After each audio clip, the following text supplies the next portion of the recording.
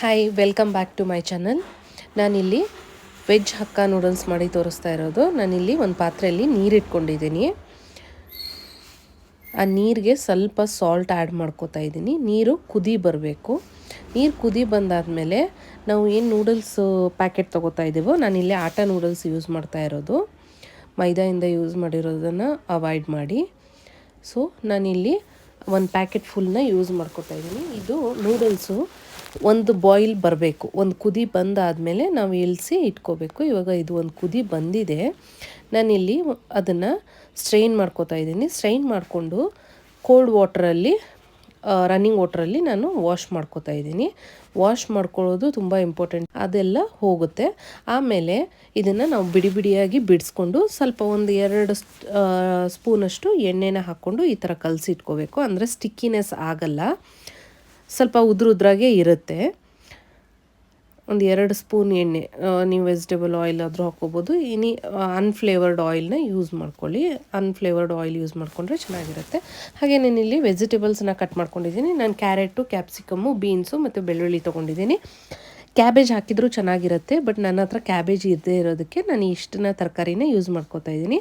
ಒಂದು 4ರಿಂದ 5 ಸ್ಪೂನಷ್ಟು ಎಣ್ಣೆನ ಹಾಕ್ಕೊಂಡು ಚಿಕ್ಕದಾಗಿ ಕಟ್ ಮಾಡಿ ಇಟ್ಕೊಂಡಿದ್ದೀನಿ ಬೆಳ್ಳುಳ್ಳಿನ ಸೇರಿಸ್ಕೊತಾ ಇದ್ದೀನಿ. ಆಮೇಲೆ ಆನಿಯನ್ನು ಅಷ್ಟೇ ತುಂಬಾ ಸ್ಲೈಸಾಗಿ ಕಟ್ ಮಾಡ್ಕೋಬೇಕು. ತುಂಬಾ ತೆಳುವಾಗಿ ಸ್ಲೈಸ್ ಇರಬೇಕು. ನಾವು ಏನೇನು ತರಕಾರಿ ತೊಗೋತೀವೋ ತುಂಬಾ ತೆಳುವಾಗಿ ಉದ್ದುದಕ್ಕೆ ಸ್ಲೈಸ್ ಇರಬೇಕು. ನೂಡಲ್ಸ್ಗೆ ಇದೇ ಥರ ಕಟ್ ಮಾಡ್ಕೋಬೇಕು. ನೀವು ದಪ್ಪಗೆ ಹಾಕಿದರೆ ಅದು ಚೆನ್ನಾಗಿರಲ್ಲ. ಸೊ ನಾನಿಲ್ಲಿ ಎಲ್ಲ ವೆಜಿಟೇಬಲ್ಸ್ನು ಅಟ್ ಎ ಟೈಮ್ ಆ್ಯಡ್ ಮಾಡ್ಕೋತಾ ಇದ್ದೀನಿ.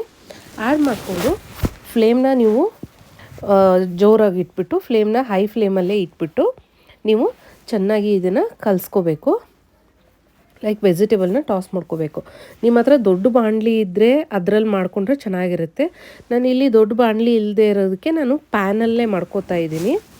ಪ್ಯಾನಲ್ಲಿ ಮಾಡಿಕೊಂಡು ಆಮೇಲೆ ನೀವು ಎಲ್ಲ ಕಲಿಸ್ಕೊಂಡಾದಮೇಲೆ ನೀವು ಬೇರೆ ಇದಕ್ಕೆ ನಾನ್ ಸ್ಟಿಕ್ ಪ್ಯಾನ್ಗೋ ಇಲ್ಲಾಂದರೆ ಯಾವುದಕ್ಕಾದ್ರೂ ಬಾಣಲಿಗೆ ನೀವು ಟ್ರಾನ್ಸ್ಫರ್ ಮಾಡ್ಕೋಬೋದು.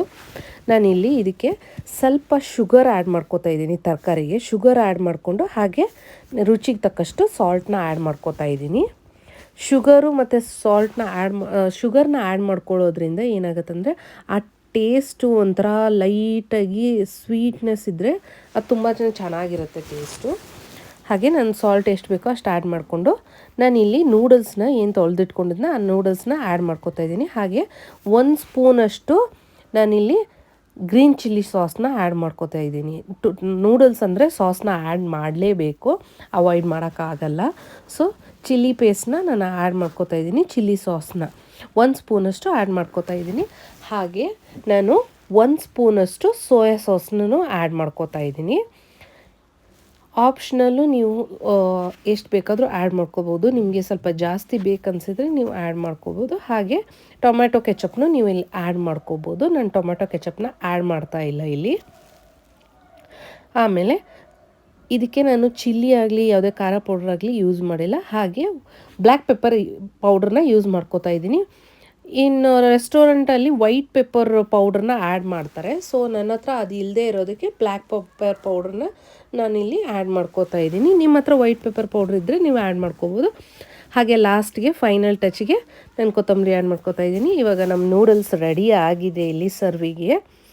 ನೋಡಿ ಯಾವ ರೀತಿಯಾಗಿ ಈಸಿಯಾಗಿ ಹೇಳಿಕೊಟ್ಟೆ. ರೆಸಿಪಿ ಇಷ್ಟ ಆಗಿದ್ದರೆ ದಯವಿಟ್ಟು ಸಬ್ಸ್ಕ್ರೈಬ್ ಮಾಡಿ, ಲೈಕ್ ಮಾಡಿ, ಹಾಗೆ ಕಮೆಂಟ್ಸ್ ಮಾಡಿ. Thank you so